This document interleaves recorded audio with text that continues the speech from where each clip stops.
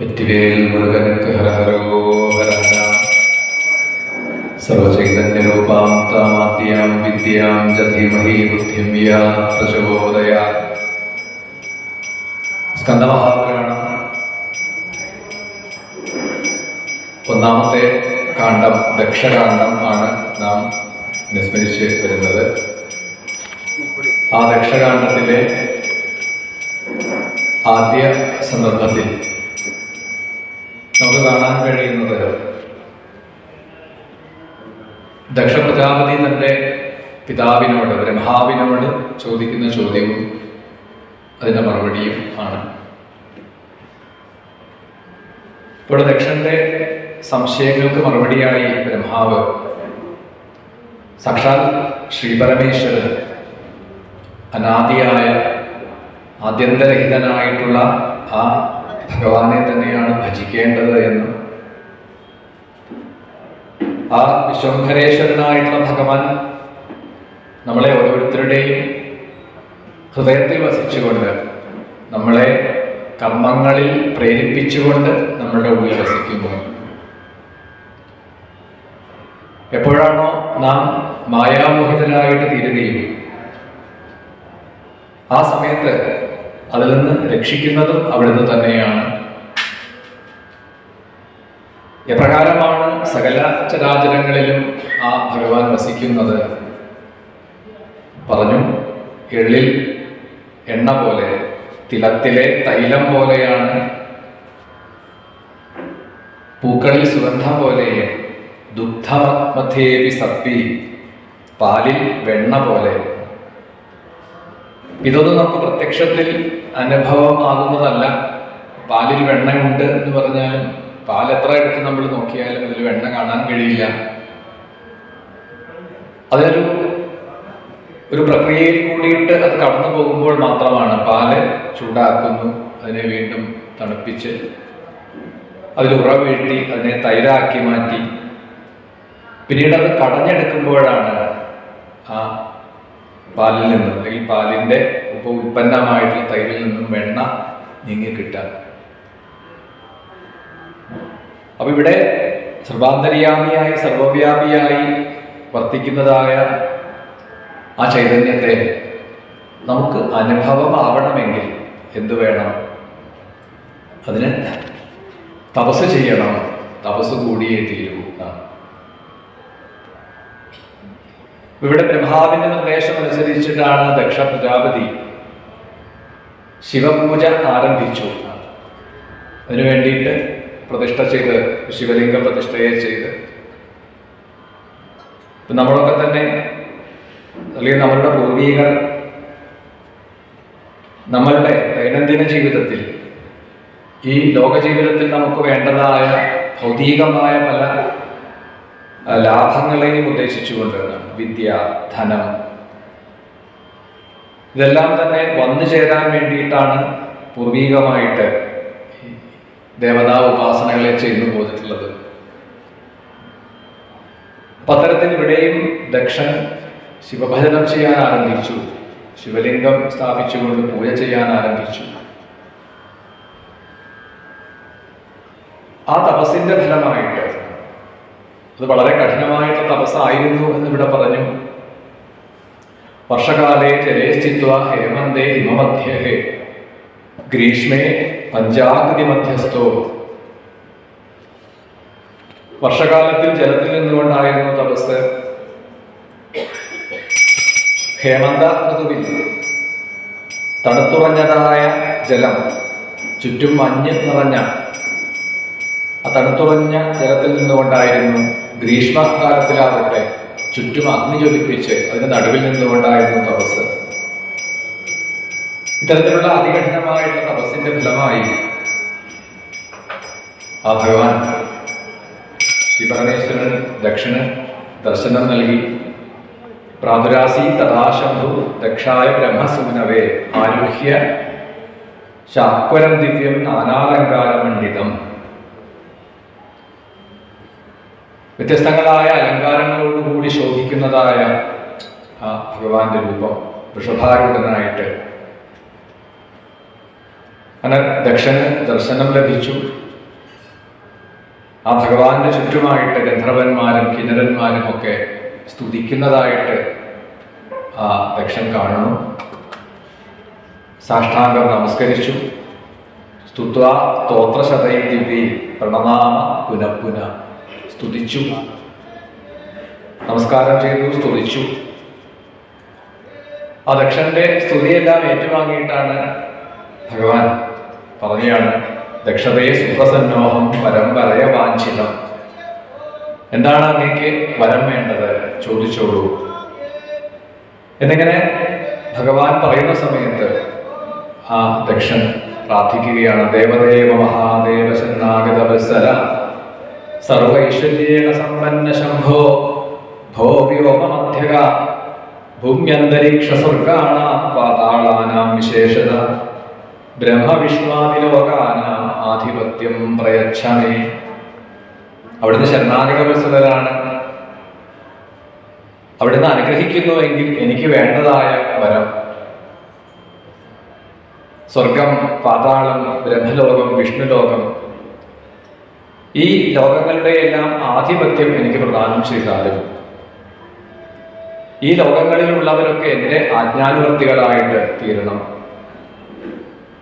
ഭഗവാന്റെ അനുഗ്രഹം കൊണ്ട് ഞാൻ പൂർണ്ണപൂജ്യനായി തീരണം. എവിടെ എത്തിയാലും എന്നെ എല്ലാവരും സ്വീകരിക്കണം, എന്നെ ബഹുമാനിക്കണം, ആദരിക്കണം. ഞാൻ അവിടുത്തെ അല്ലാതെ മറ്റാരെയും ഭജിക്കുന്നില്ല. മറ്റുള്ളവരൊക്കെ എന്നെ ഭജിക്കണം. എനിക്ക് അനേകം പുത്രന്മാരുണ്ടാവണം എന്നൊക്കെ ഇവിടെ പ്രാർത്ഥിച്ചു. ഒപ്പം തന്നെ ദക്ഷൻ പറയുന്ന മറ്റൊരു കാര്യം, എനിക്ക് പുത്രീരൂപത്തിൽ വരുന്ന ദക്ഷപുത്രിയായിട്ടാണ് സതി, ആ പരാശക്തി സതിയായിട്ട് അവതരിക്കുകയും ആ സതിയെ അവിടത്തേക്ക് വിവാഹം ചെയ്തു തരാം എന്നിങ്ങനെ ദക്ഷൻ പ്രാർത്ഥിക്കുന്നു. വരങ്ങളൊക്കെ നേടി ഭഗവാൻ അന്തർധാനം ചെയ്തു. ദക്ഷൻ അവിടുന്ന് മടങ്ങുകയും ചെയ്തു.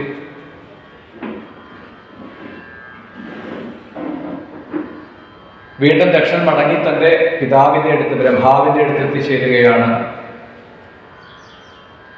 എന്നിട്ടാണ് ദക്ഷൻ ആവശ്യപ്പെടുന്നത്, എനിക്ക് വളരെ ഭംഗിയുള്ള ഒരു ഇടം വസിക്കാൻ വേണ്ടിയിട്ട് ഒരു നഗരം നിർമ്മിച്ചു തരണം. അങ്ങനെയാണ് ബ്രഹ്മാവ് ദക്ഷന്റെ ആ ആവശ്യം അംഗീകരിച്ചുകൊണ്ട് അത്ഭുതാവഹമായിട്ടുള്ള ഒരു ഇടം നിർമ്മിച്ച്, ഒരു പുരി നിർമ്മിച്ച് അവിടെ ദക്ഷൻ വസിക്കാൻ ആരംഭിക്കുകയാണ്.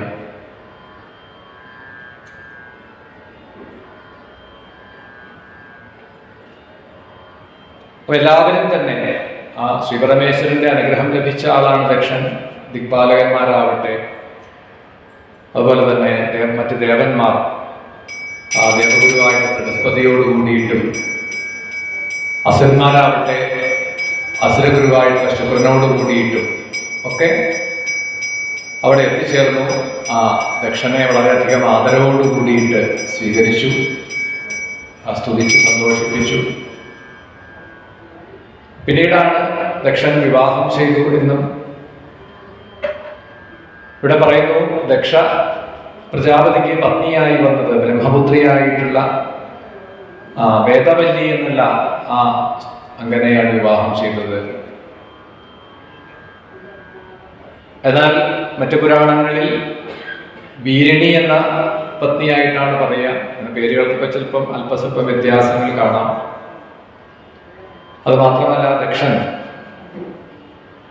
ശിവനിന്ദ ചെയ്ത് തൻ്റെ ശരീരത്തെ വിട്ട ശേഷം വീണ്ടും മറ്റൊരു ജന്മം സ്വീകരിക്കുന്നതായിട്ട് കാണാം. പ്രജേതസ്സുകളുടെ പുത്രനായി പ്രാജേതസ ദക്ഷൻ എന്ന പേരിൽ അവിടെയും ദക്ഷൻ വീണ്ടും യാഗം ചെയ്യുന്നതായിട്ടും ഒക്കെ ഉള്ള കഥകളെ പുരാണങ്ങളിൽ പറയും. ഇവിടെ തന്റെ ആ ഗാർഹസ്ഥ്യത്തെ ആരംഭിക്കുന്നതായ ദക്ഷൻ സങ്കല്പ സൃഷ്ടി മനസ്സുകൊണ്ട് സൃഷ്ടിക്കുകയാണ്. സങ്കല്പം കൊണ്ട് ആദ്യം തന്നെ അനേകം പുത്രന്മാരെ, പുത്രസഹസ്രത്തെ സൃഷ്ടിച്ചു എന്നാണ്. അവരൊക്കെ നാമകരണമൊക്കെ ചെയ്തു. എന്നിട്ടാണ് തൻ്റെ പുത്രന്മാരോട് ദക്ഷൻ പറയുന്നത്, നിങ്ങൾ തപസ് ചെയ്യണം. തപസ് ചെയ്തിട്ട് വരങ്ങളൊക്കെ നേടി മടങ്ങി വരിക, എന്നിട്ട് എന്നെ സൃഷ്ടിയിൽ സഹായിക്കണം എന്ന് പറഞ്ഞുകൊണ്ടാണ് പുത്രന്മാരെ അയച്ചത്. ദക്ഷപുത്രന്മാർ തപസ്സിനായിട്ട് പോവുകയും മാനസ സരസ്സിൽ എത്തിച്ചേർന്നു. അവിടെ സ്നാനം ചെയ്തു. ഇന്ദ്രിയങ്ങളൊക്കെ നിയന്ത്രിച്ചുകൊണ്ട് അതികഠിനമായിട്ടുള്ള തപസ് ആരംഭിക്കുകയും, അപ്പോഴാണ് ഈ ദക്ഷപുത്രന്മാർ തപസ് ചെയ്യുന്ന ഇടത്ത് ശ്രീനാരദ മഹർഷി എത്തിച്ചേർന്നു. വേഗം തന്നെ അവർ, ഈ ദക്ഷപുത്രന്മാർ ശ്രീനാരദനെ സ്വീകരിച്ചു. പ്രണമ്യ കുശലം ദൃഷ്ട്വാ സർവതയെ പ്രീതിമായു. അപ്പോൾ ആ പുത്രന്മാരോട് ചോദിക്കുകയാണ് ശ്രീനാരദൻ, കിമർത്ഥം തപ്യതേ ഘോരം തപോ യുഷ്മാഭിതന്ത്രഹി. നിങ്ങൾ എന്തിനു വേണ്ടിയിട്ടാണ് ഈ കഠിനമായിട്ടുള്ള തപസ് ചെയ്യുന്നത്? അപ്പൊ അവർ പറഞ്ഞു, സൃഷ്ടി സാമർഥ്യം അസ്മാകം ജഗതാം സംഭവിത്യുതി. ഞങ്ങൾക്ക് സൃഷ്ടികർമ്മങ്ങളെ ചെയ്യാനുള്ള സാമർഥ്യം കിട്ടാൻ വേണ്ടിയിട്ടാണ്. അതിനായിട്ടാണ് അച്ഛൻ ഞങ്ങളെ തപസ്സിനായിട്ട് അയച്ചിട്ടുള്ളത്. അപ്പൊ നാരദൻ അവരെ ഉപദേശിച്ചുകൊണ്ട് പറഞ്ഞു, നിങ്ങൾ എന്തിനാണ് ഈ മറ്റുള്ളവരെ പോലെ, മായാമോഹ ബാധിച്ചവരെ പോലെ പ്രവർത്തിക്കുന്നത്? നിങ്ങൾക്കും ഭ്രമം ബാധിച്ചിട്ടാണോ? മനസ്സിന് വിഭ്രമം ഉണ്ടാകുമ്പോഴാണ്, മനസ്സിന്റെ നിയന്ത്രണം നഷ്ടപ്പെടുമ്പോഴാണ് പരസ്പര ബന്ധമില്ലാത്ത കാര്യങ്ങൾ ചെയ്യുക, പ്രയോജനമില്ലാത്ത കാര്യങ്ങളെ ചെയ്യുക. നിങ്ങൾക്ക് അങ്ങനെ എന്തെങ്കിലും ഭ്രമം ബാധിച്ചുവോ? അപ്പൊ നിങ്ങൾ ഇതിനു മുൻപുള്ളവരുടെ അനുഭവങ്ങളെ നോക്കിക്കഴിഞ്ഞാൽ, നിങ്ങളുടെ പിതാമഹനാണ് ബ്രഹ്മാവ്. ഇവർക്ക് പിതാവാണ് ദക്ഷൻ, ദക്ഷന്റെയും പിതൃസ്ഥാനം ബ്രഹ്മാവിനാണ്. അപ്പൊ നിങ്ങളുടെ പിതാമഹനാണ് ബ്രഹ്മാവ്. ആ ബ്രഹ്മാവിന് പലപ്പോഴായിട്ട് ഇങ്ങനെയുള്ള അബദ്ധം പറ്റിയിട്ടുണ്ട്.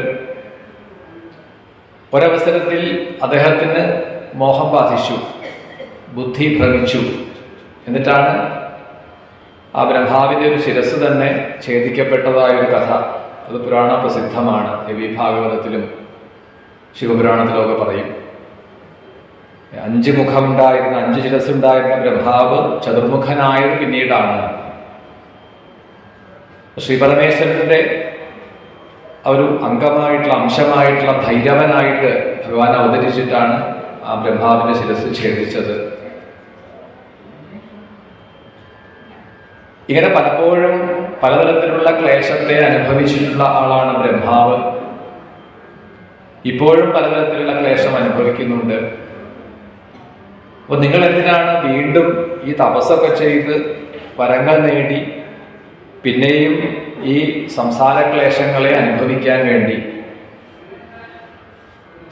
സൃഷ്ടികർമ്മം ചെയ്യാന്ന് പറഞ്ഞാൽ തന്നെ അത് ദുഃഖപൂർണമാണ്. അതുകൊണ്ട് ഇത് തിരിച്ചറിയുന്നവർ അതിൽ നിന്ന് രക്ഷ നേടാനുള്ള മാർഗമാണ് എപ്പോഴും ആലോചിക്കുക.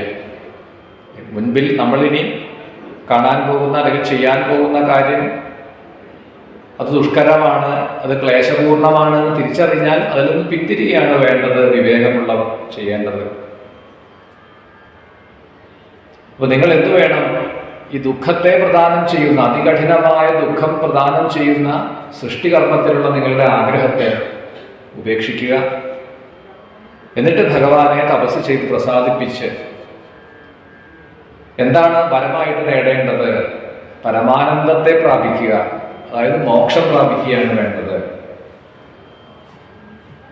ഏവം ദുഃഖസ്വരൂപാഹി സൃഷ്ടത സുഖവർജിത തസ്മാത് തത്ര നിവൃത്താശ സൃഷ്ടൗ ദുഃഖൈകഭാജനെ തപസാ പരമേശാനം തോഷയിത്വാ മഹേശ്വരം ഭജത്വം മുക്തിമധുര നിരുപദ്രവശാലിനി.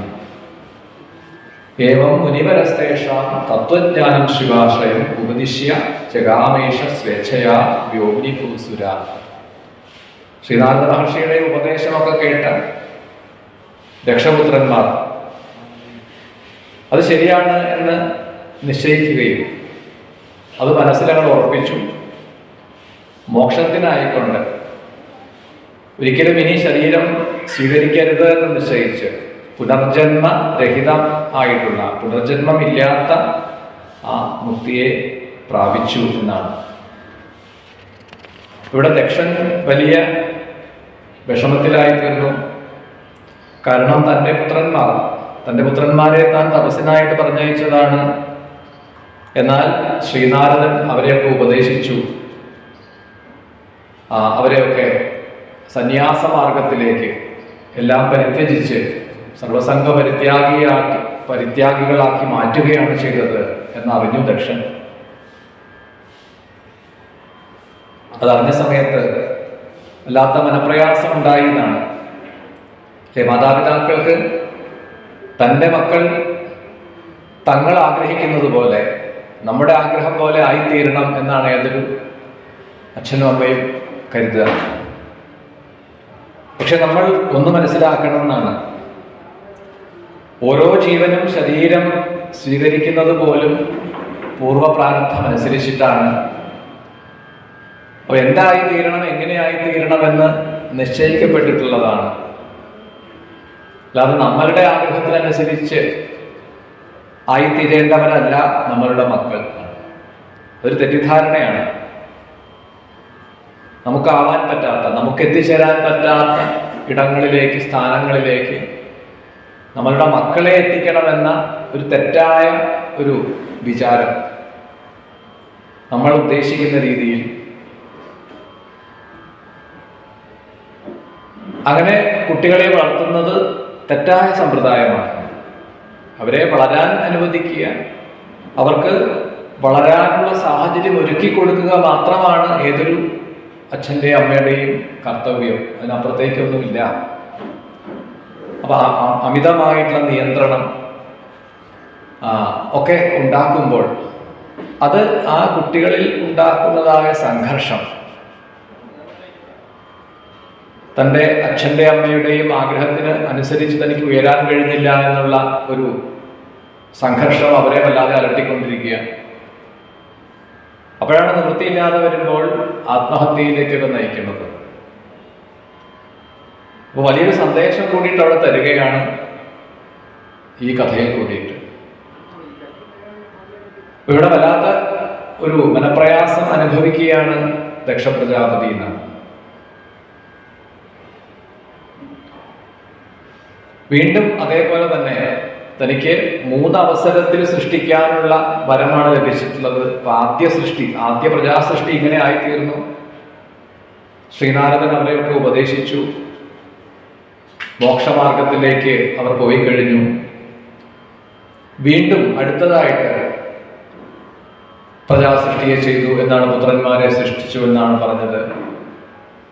അവർക്കും നാമകരണാദികളൊക്കെ ചെയ്ത് ആ പുത്രന്മാരെയും തപസ്സിനായിട്ട് പറഞ്ഞയച്ചു. മുൻപത്തേത് തന്നെ ആവർത്തിക്കുകയാണ്. വീണ്ടും നാരദ മഹർഷി അവരെ കണ്ടു.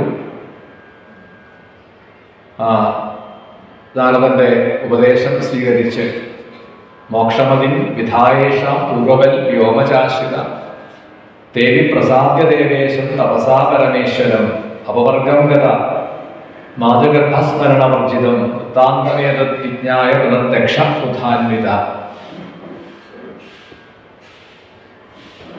അപ്പോൾ തൻ്റെ പുത്രന്മാരെ വീണ്ടും നാരദൻ ഉപദേശിച്ചു. ഇനിയും മാതൃഗർഭത്തിൽ വന്ന് പ്രവേശിക്കേണ്ട ഒരനുഭവം ഉണ്ടാവാതിരിക്കാൻ, ഏറ്റവും വലിയ ദുഃഖം, ഏറ്റവും വലിയ നരകമാണ് ഗർഭക്ലേശം എന്ന് പുരാണങ്ങൾ പറഞ്ഞു തരികയാണ്. ഏതൊരു ജീവനും മാതൃഗർഭത്തിൽ 1-2 ദിവസം പോരാ, എത്രയോ നാളുകളാണ് ആ ഗർഭക്ലേശം അനുഭവിക്കേണ്ടി വരുന്നത്.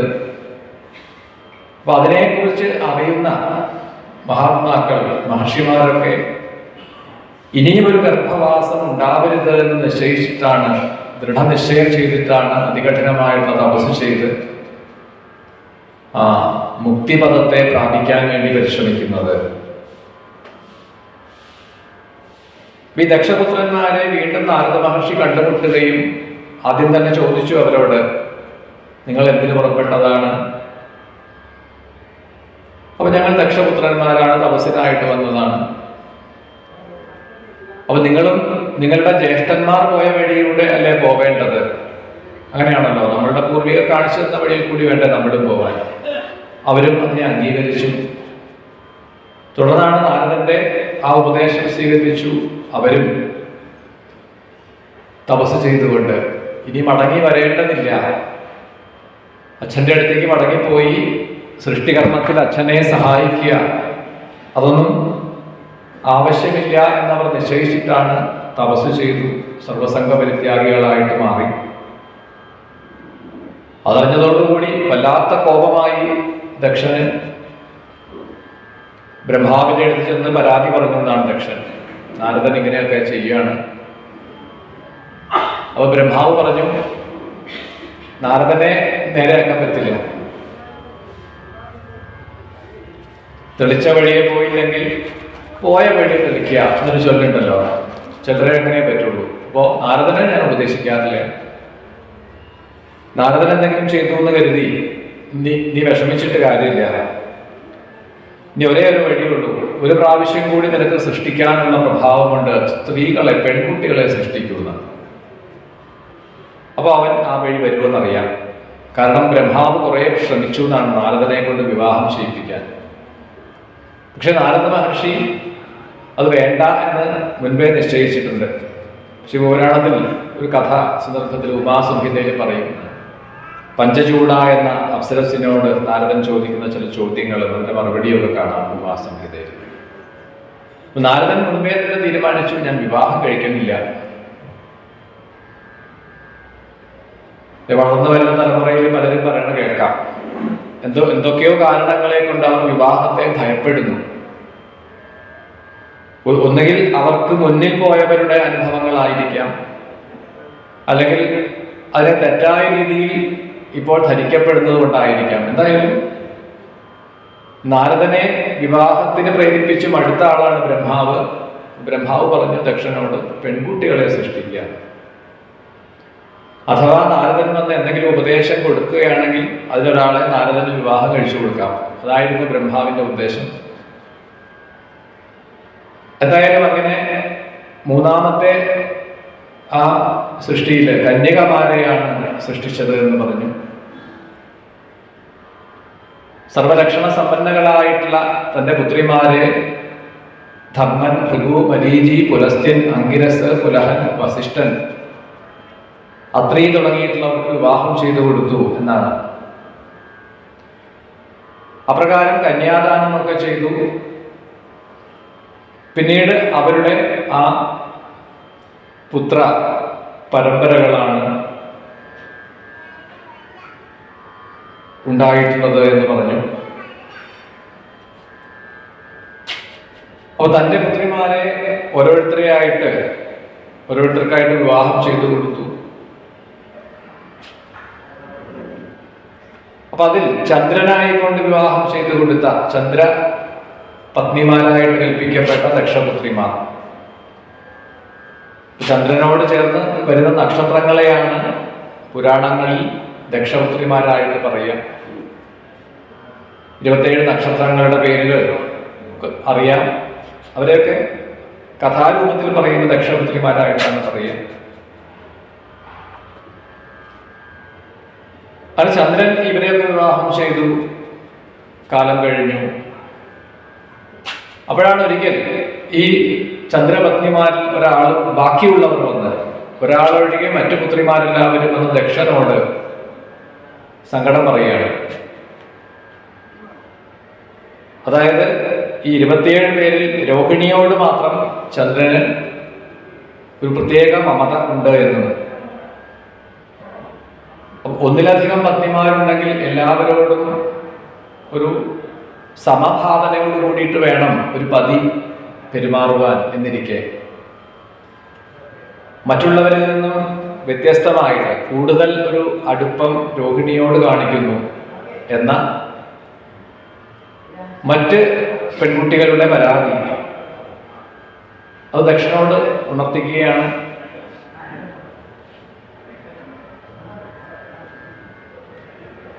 ആദ്യമൊക്കെ ദക്ഷൻ ചന്ദ്രനെ വിളിച്ച് ഉപദേശിക്കുകയും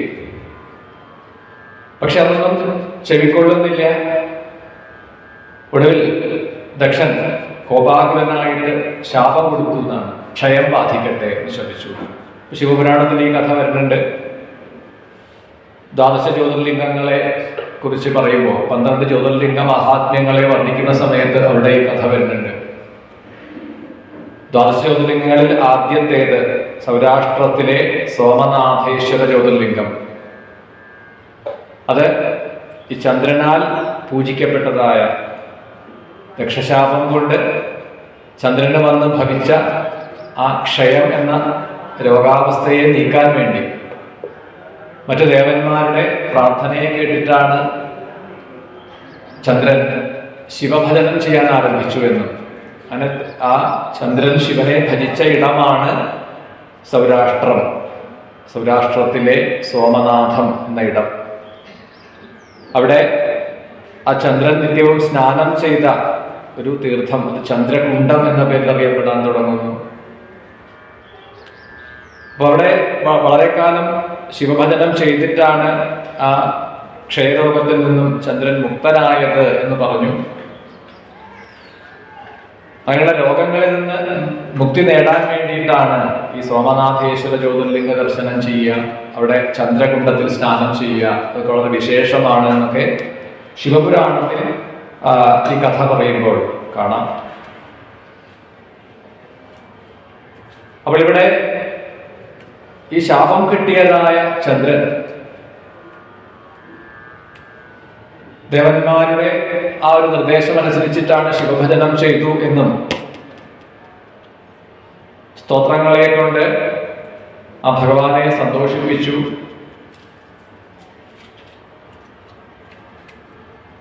ഗത്വാ മഹേശനിഗണം വിജ്ഞാപേ സദാശിവം കാളകൂടം പുരാ പീത്വാ ദേവാൻ സർവാൻ രക്ഷസാ ഹത്വായം മഹാഘോരം മാർക്കണ്ഡേയം നിരക്ഷഹി ഇതി ധാതുമജശ്രുത്വാ ചന്ദ്രകൈലാസപർവതം പ്രാപ്യ നന്ദിമുഖാദേവം മഹാദേവം വാപ്യ ച പ്രണമ്യ പരയാ പ്രീത്യാ തുഷ്ടാ വിവിധൈസ്തവൈഃ പ്രസന്നേ ച മഹാദേവം വൃത്താന്തം ച ജഗാദഹി തത പ്രസന്നഹൃദയോ ഭഗവാൻ അംബികാപതി.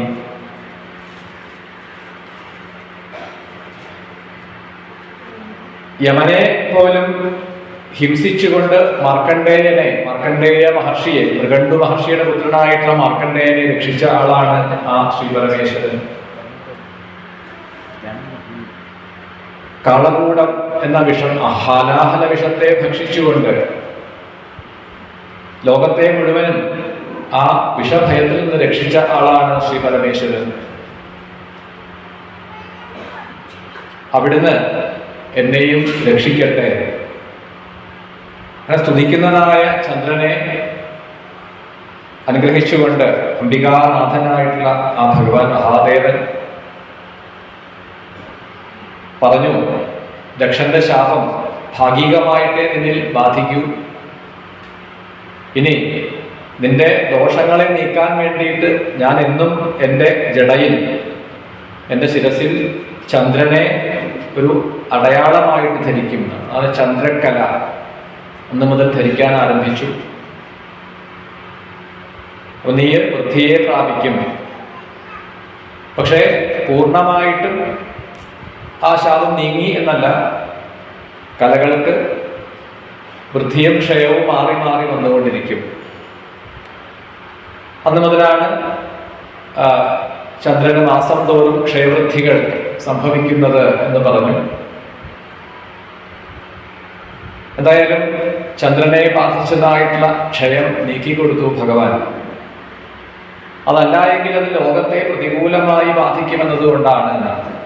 കാരണം ദേവന്മാർക്കും പിതൃക്കൾക്കും മനുഷ്യർക്കും എന്ന് വേണ്ട പ്രകൃതിയിലെ സകല ജീവജാലങ്ങൾക്കും ഒരു ബന്ധം ഈ ചന്ദ്രനുമായിട്ട് പറയും പുരാണങ്ങളിൽ. അത് നമുക്ക് അല്ലാതെ തന്നെ പുരാണത്തിലെ കഥകൾ മാത്രമല്ല, അത് മാറ്റിവെച്ചിട്ട് നോക്കിയാലും കാണാം പ്രകൃതിയിലെ പല സംഗതികൾക്കും ഈ ചന്ദ്രന്റെ വൃദ്ധിക്ഷയങ്ങളുമായിട്ട്, ചന്ദ്രന്റെ കലകൾക്കുണ്ടാവുന്ന വൃദ്ധിക്ഷയങ്ങൾക്കനുസരിച്ചിട്ടാണ് രണ്ട് പക്ഷങ്ങൾ കൽപ്പിക്കപ്പെട്ടുള്ളത്, ശുക്ലപക്ഷം, കൃഷ്ണപക്ഷം. അതേപോലെ തന്നെ പൗർണമി, അമാവാസി, അങ്ങനെ തിഥികൾ, ഓരോ തിഥികൾ കൽപ്പിക്കപ്പെട്ടിട്ടുള്ളത്. ഈ തിഥികളുടെ വ്യത്യാസം അനുസരിച്ചിട്ടൊക്കെ പ്രകൃതിയിൽ വരുന്ന മാറ്റങ്ങൾ ശ്രദ്ധേയമാണ്. അതിനി പുരാണ കഥകളുടെ ഒന്നും ആവശ്യമില്ല, അല്ലാതെ തന്നെ നമുക്ക് ബോധ്യമാവുന്ന രീതിയിലാണ് അത് പ്രകടമായിട്ടുള്ളത്. ഇപ്രകാരം ദക്ഷന്റെ തപസ്സും ഭഗവാൻ വരം നൽകിയതും ദക്ഷ സൃഷ്ടിയും ചന്ദ്രനുണ്ടായ ശാപവും ഒക്കെ പറഞ്ഞുകൊണ്ടാണ് ദക്ഷകാണ്ഡത്തിലെ ആ കഥ തുടരുന്നത്.